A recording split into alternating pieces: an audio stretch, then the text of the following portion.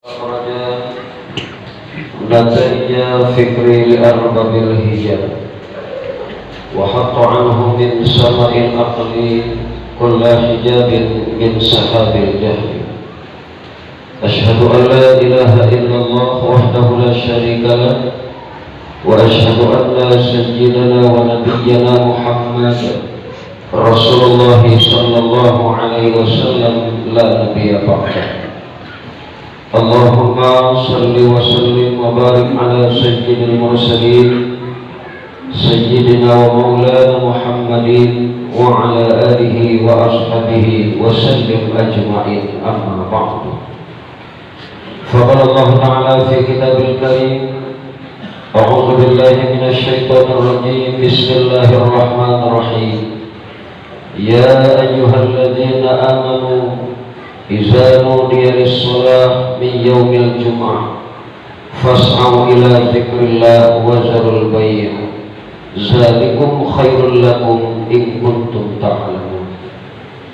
وقال النبي صلى الله عليه وسلم: الإسلام يعلو ولا يعلى عليه. كذلك رسول الله صلى الله عليه وسلم. Para kaum muslimin, Bapak saudara sedang sholat Jumat yang berbahagia. Pertama sekali kembali kita memanjatkan puji dan syukur kehadiran Allah Subhanahu wa Ta'ala, di mana pada hari ini Allah telah berikan kepada kita satu nikmat yang tidak ternilai harganya, di mana nikmat ini tidak semua Allah berikan, yaitu nikmatnya adalah nikmat petunjuk. Alhamdulillah, pada saat ini kita tinggalkan aktivitas kesibukan kita, pekerjaan kita tuju suatu tempat, di mana tempat itu adalah tempat sujud, di mana tempat itu adalah tempat berkumpul, di mana tempat itu adalah tempat mengadu kita kepada Allah. Apa itu? Masjid. Namun Bapak saudara kaum muslimin, begitu banyak umat Islam di atas dunia ini yang beriman kepada Allah Subhanahu wa Ta'ala. Mungkin ada beberapa kelompok yang tidak bisa masuk ke dalam masjid. Bisa jadi disebabkan karena sakit, bisa jadi disebabkan karena dalam perjalanan. Namun alhamdulillah, kita pada saat ini diizinkan, diberikan Allah petunjuk masuk ke dalam masjid untuk melaksanakan sholat Jumat yang mulia, pengganti sholat zuhur satu kali dalam satu minggu. Kaum muslimin hamba Allah yang berbahagia, rasa syukur ini marilah kita ungkapkan melalui zikrul lisan, yaitu dengan kalimat alhamdulillahirabbil alamin. Salawat dan salam kepada Rasulullah sallallahu alaihi wasallam. Sama-sama kita ketahui, dari bibir para ulama tercurahlah ilmu bahwa salawat itu adalah wasilah, salawat itu adalah hubungan kita kepada Rasulullah. Sebab kata baginda Rasul, orang-orang yang berselawat kepadanya berarti telah dikatakan bersalaman dengan Rasul. Sebab kaum muslimin rahimakumullah, Muhammad adalah basyarun la kal basyar. Muhammad itu manusia, tidak seperti manusia biasa. Walaupun beliau adalah Rasul yang paling terakhir diutus Allah, tapi beliaulah orang yang paling pertama nanti mensyafaatkan umatnya. Salah satunya gudang syafaat itu adalah orang-orang yang selalu mengingat Rasulullah dengan sholawat kepadanya. Sebagai rukun Jumat, Bapak saudara kaum muslimin, sholawat ini adalah merupakan kewajiban bagi khatib membacanya. Andaikan sholawat tidak dibacakan ketika khatib mimbar, dinyatakan Jumat itu batal, tidak sah, dan harus diulangi kembali. Maka oleh sebab itu, sebelum tertinggal dan terlupa, sholawat kepada baginda dengan lafaz Allahumma salli ala sayyidina Muhammad wa ala ali sayyidina Muhammad. Khatib menghimbau kepada kita semua, marilah kita sama-sama ittaqillah, sama-sama mendekatkan diri kepada Allah, sama-sama ingat kepada Allah, sama-sama introspeksi. Kenapa kaum muslimin rahimakumullah? Karena aktivitas kita, pekerjaan kita siang dan malam mungkin sering lupa kepada Allah Subhanahu wa Ta'ala. Terkadang lebih sering kita mengingat duniawi ketimbang ukhrawi. Terkadang kita lebih mengingat hal-hal yang bersifat duniawi ketimbang Allah Subhanahu wa Ta'ala. Mungkin saja kita hilangkan Allah dalam kehidupan kita, lalu teringat kembali, ingat kembali, lupa kembali. Maka oleh sebab itu kaum muslimin, di saat-saat ini khatib menghimbau, marilah kita hadirkan Allah di tengah-tengah kehidupan kita.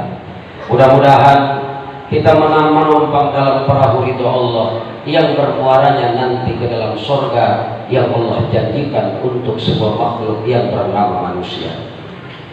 Kaum muslimin hamba Allah, sidang salat Jumat yang berbahagia. Bulan ini adalah bulan yang mengingatkan kita kepada suatu perjalanan yang sulit diterima oleh akal. Apa itu? Kisah Isra wal Mi'raj. Ini Bapak kaum muslimin rahimakumullah harus kita wariskan kepada anak cucu kemenakan kita. Kenapa ini sejarah yang amat terpenting bila dibandingkan dengan sejarah-sejarah yang lain? Sejarahnya pengorbanan seorang anak yang bernama Ismail belum sebanding dengan sejarahnya Isra wal Mi'raj ini. Sejarahnya Maulid Nabi kelahiran Rasul sallallahu alaihi wasallam belum sebanding dengan sejarah ini. Sejarah Adam yang dicampakkan Allah dari sorga, maka sampailah ke bumi, dipisah antara Adam dengan Hawa, wahidun fil maghrib wahidatun fil masyriq, satu di timur dan satu di barat, belum seimbang dengan sejarah Isra wal Mi'raj. Kenapa kaum muslimin yang berbahagia? Karena secara logika sejarah ini tidak diterima akal. Secara kebiasaan juga tidak diterima. Kenapa? Di dalam kitab Nurul Yaqin disampaikan bahwa antara Masjidil Haram dengan Masjidil Aqsa itu Pak, andaikan ditempuh dengan onta, itu perjalanan 2 hari 1 malam. Baru Masjidil Haram ke Masjidil Aqsa.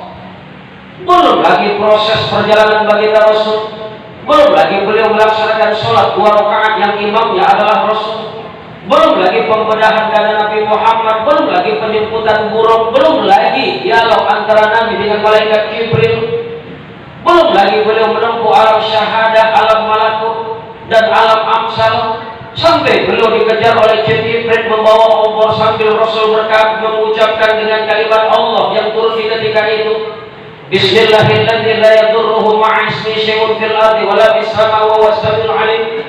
Sampai beliau sholat lagi di Baitul Ma'mur di langit yang ketiga, beliau sholat lagi di langit yang kelima Baitul Qudus, sampai berpisahnya Nabi dengan malaikat Jibril di langit yang ketujuh, beliau melintasi Raf-Raf, melintasi Syajaratul Muntaha, melintasi Sidratul Muntaha, sampai beliau berada di Mustawa. Dialog resmi antara Muhammad dengan Allah, pulang lagi bertempuh cuma 4 jam kurang lebih. Logika membaca ini tidak diterima Bapak kaum muslimin. Tapi inilah iman, inilah hakul yakin. Kalau dengan iman kita menerimanya, apapun bisa terjadi. Bukankah Allah Subhanahu wa Ta'ala berfirman dalam Al-Quran, Allahu fa'alu lima yurid, Allah memperbuat yang sekehendaknya. Maka sejarah ini Bapak kaum muslimin rahimakumullah, banyak sekarang Bapak kaum muslimin yang mempermasalahkan. Ada sebagian yang berpendapat, itu kan Ruh Muhammad yang berangkat, jasadnya tinggal. Kemudian ada juga yang berpendapat bahwa perjalanan itu melalui mimpinya Nabi Muhammad SAW. Aneh Bapak kaum muslimin, yang tidak sewajarnya diprotes dan diproses. Kaum muslimin hamba Allah sedang sholat Jumat yang berbahagia. Makanya dengan iman kita terima ini. Orang yang sudah nyata-nyata iman kepada Allah, percaya kepada Muhammad, syahadat di hadapan baginda Rasul, asyhadu an la ilaha illallah wa asyhadu anna Muhammadar Rasulullah, ketika mendengar pembicaraan Nabi Muhammad, pengakuan Nabi Muhammad perjalanan Isra wal Mi'raj, murtad kembali kepada kafir, kembali kepada agama nenek moyangnya, tidak lagi beragama Islam. Kenapa? Secara dalil akal memang tidak bisa diterima. Jangankan mereka kaum yang tidak iman kepada Allah, kita sendiri yang beriman kepada Allah, akhirnya cuma akal yang menerimanya. Ini tidak mungkin, Pak. Kita iman kepada Allah Subhanahu wa taala, hal yang tidak mungkin itu bisa terjadi. Kenapa? Itu sifatnya Allah. 20 sifat yang wajib, 20 sifat yang mustahil, 1 sifat yang harus. Maka hal yang seperti ini jatuh kepada sifat yang jaiz bagi Allah, sifat yang harus bagi Allah. Yang tidak mungkin terjadi bisa jadi mungkin. Contoh, ini karikatur singkat dalam cerita Bapak kaum muslimin.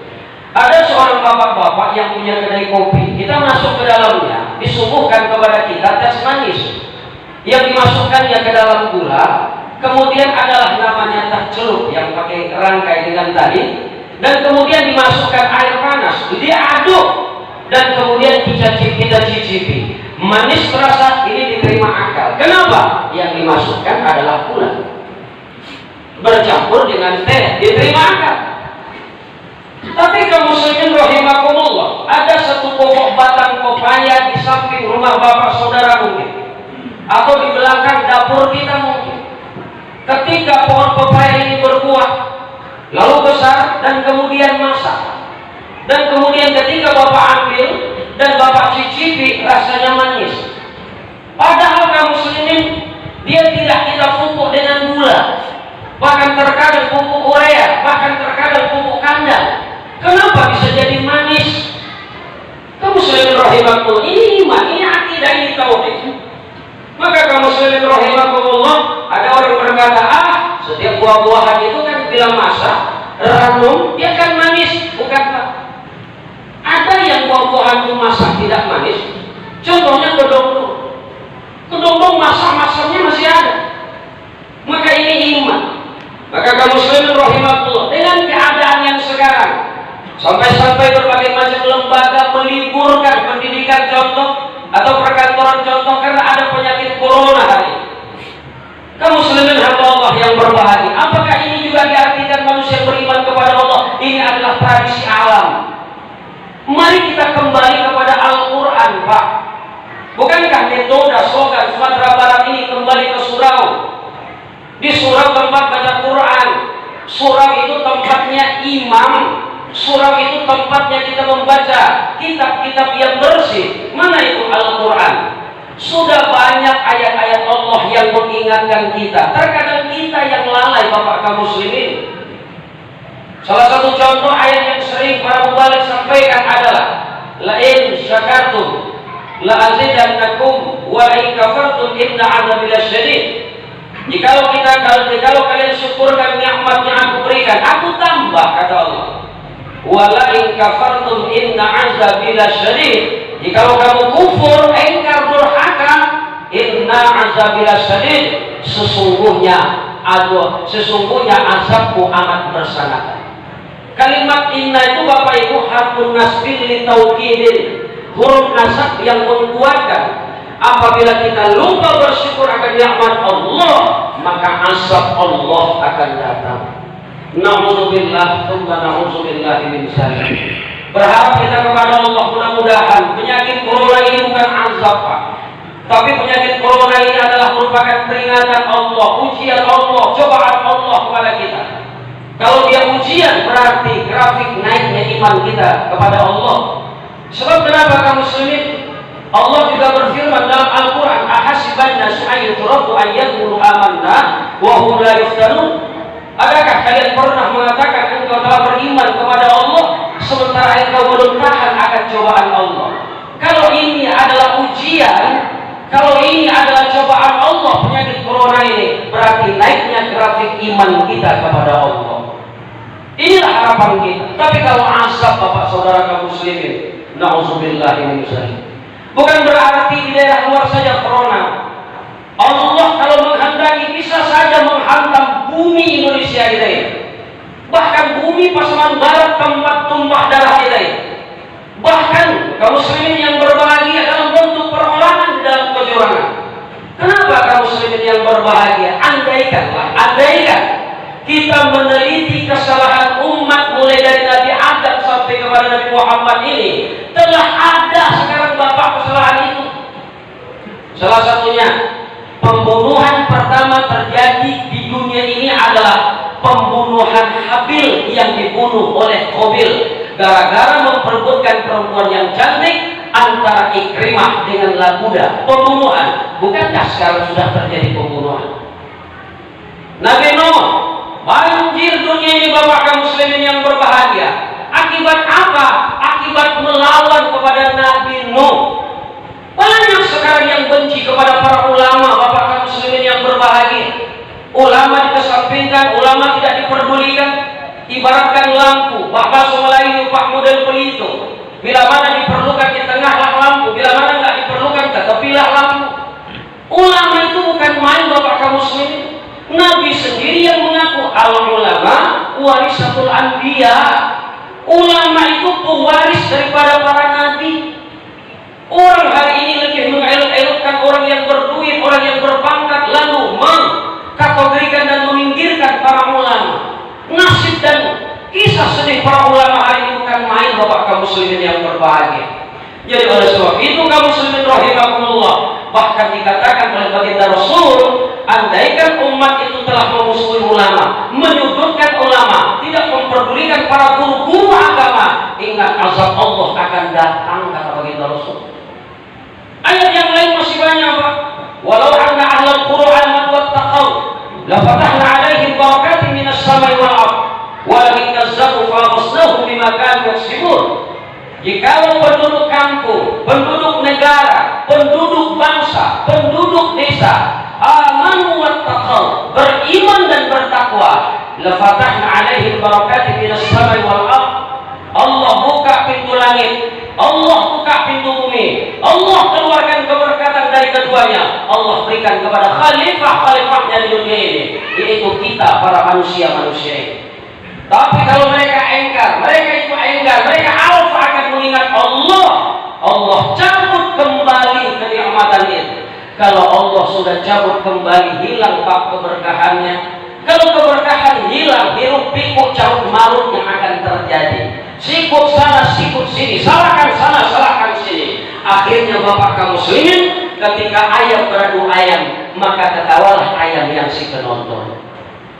Kaum muslimin hamba Allah sedang sholat Jumat yang berbahagia. Apalagi hari ini Pak kaum muslimin rahimakumullah, perjalanan baginda Rasul itu bukan main, terjadi pembedahan. Periksa di dalam kitab sejarah bapak kaum muslimin rahimakumullah, bahwa pembedahan dada Nabi Muhammad itu berbentuk huruf alif. Pembedahan itu bapak kaum muslimin yang berbahagia bukan ke samping, tapi dari atas ke bawah. Ada ulama yang berkata yang dibedah itu adalah antara pangkal tenggorokan sampai ke pusat. Ada yang mengatakan sisi dada tengah baginda Rasul. Jadilah beberapa ulama demikian yang jelaskan pembedahan. Artinya bagaimana kaum muslimin rahimakumullah, kita menghadap Allah itu dibedah, dibasuh dada Rasulullah, dicuci. Bahkan dalam kitab Dardir juga disampaikan bahwa hati baginda Rasul itu diambil dari tempat asli lalu dicuci dengan air Zam-Zam. Allah ya karim. Hati baginda Rasul diambil disuci dengan air Zam-Zam. Bayangkan kaum muslim, ini adalah pembersihan. Nah kalau kita kaitkan dengan penyakit corona ini adalah, itu kan gerakan refleks yang terjadi akibat penyakit corona itu kan salaman, katanya kan begitu. Lalu bisa dihapus dengan cuci tangan. Makanya jauh sebelum penyakit ini datang bapak saudara kaum muslimin, Rasulullah telah menyatakan bahwa kita Islam membasuh tangan 5 kali sehari semalam. Belum lagi mereka ahli-ahli kesehatan itu mengatakan bisa dihapus dengan cuci tangan. Rasulullah sudah bicara duluan. Subhanallah, bukan main ilmunya baginda Rasul sallallahu alaihi wasallam. Bahkan para ilmuwan itu banyak yang masuk Islam setelah meneliti hukum-hukum tentang masalah Islam ini. Salah satunya kaum muslimin rahimakumullah, salat adalah obatnya penyakit pinggang.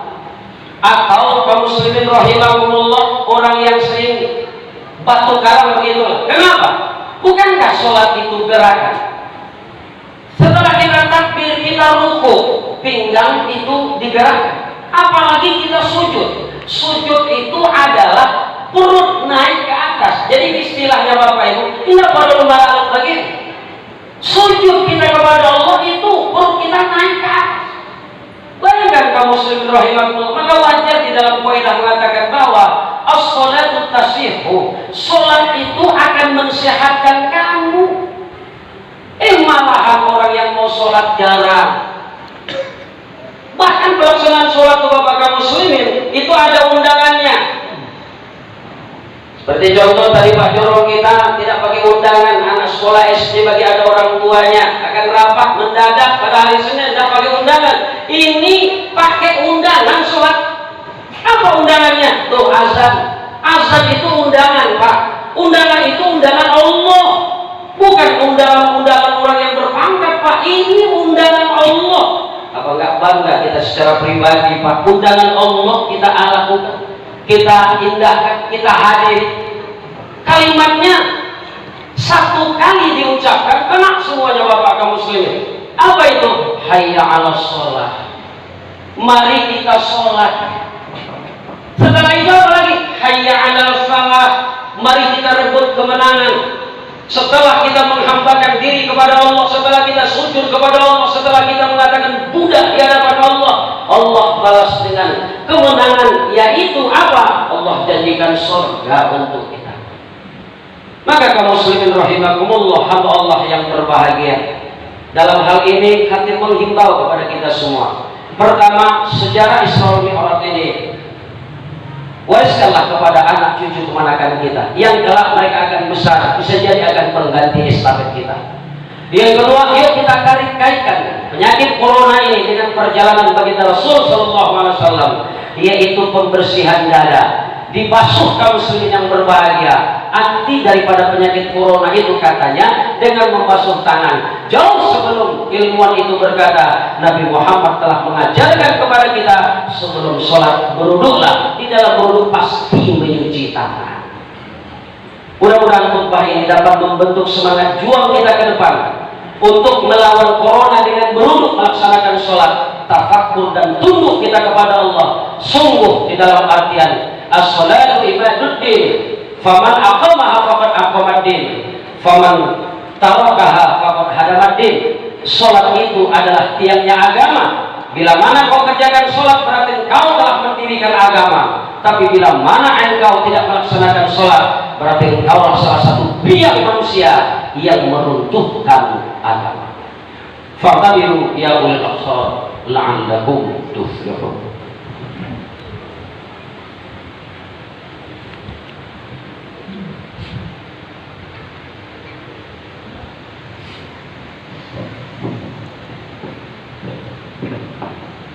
Alhamdulillah Rabbil Alamin, hamdan syakirin, hamdan daimin, hamdan yu'afi ni'amahu yukafi mazidah.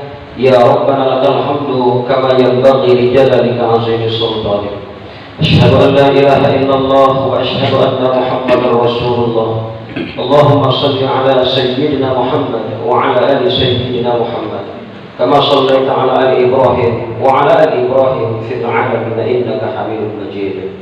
فقال الله تعالى في كتابه الكريم أعوذ بالله من الشيطان الرجيم بسم الله الرحمن الرحيم يا أيها الذين آمنوا اصبروا وصبروا ورابطوا واتقوا الله لعلكم تفلحون. Hamba Allah sejenak kita berdoa kepada Allah Subhanahu wa taala. Allahumma ighfir lil muslimina wal muslimat wal mu'minina wal mu'minat al ahya'i minhum wal amwat. إنك سميع قريب مجيب دعوة يا قاضي الحاجات برحمتك يا أرحم الراحمين. ربنا آتنا في الدنيا حسنة وفي الآخرة حسنة وقنا عذاب النار والحمد لله رب العالمين. أقم الصلاة ولذكر الله أكبر.